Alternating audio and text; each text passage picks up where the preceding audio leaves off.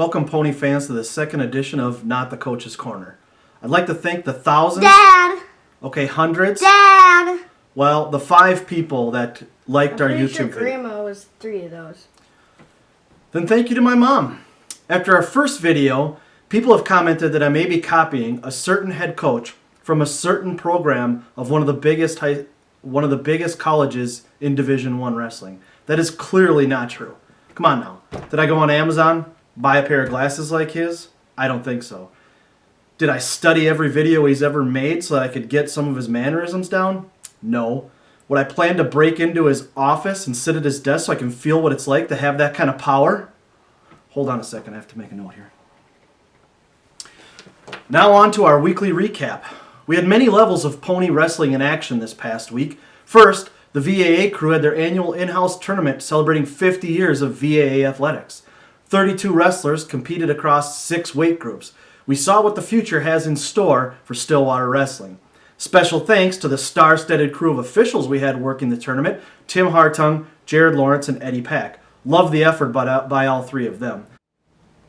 The SAW traveling team went to STMA to compete in the 48-team youth duel tournament called the Brawl. We brought a young team this year, but they all competed well and took their lumps, as well as handing out a few of their own. We wrestled teams from New Prague, Shakopee, Owatonna, Rocori, and even Freedom, Wisconsin. Our 2-3 record was not the result we were looking for, but we can build off of what we learned.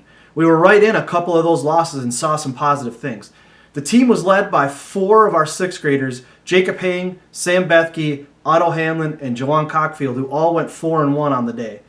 Now we have some highlights from this weekend's action.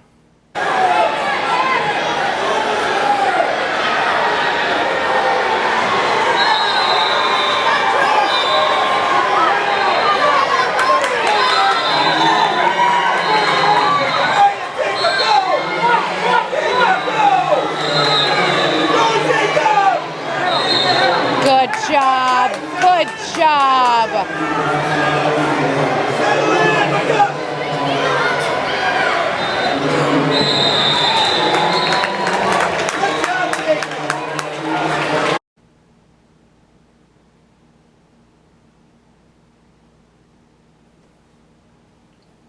Finishing up our week, the high school team wrestled last year's Section 4 AAA champs Centennial and just barely missed pulling off the dual win with a narrow 6-point loss.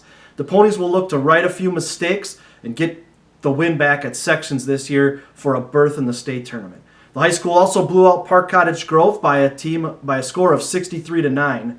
The Ponies currently have 5 wrestlers ranked in the state. We look forward to the push to the state tournament for all levels of pony wrestling. That's it for our recap this week. Thanks for joining us, and we look forward to seeing you soon.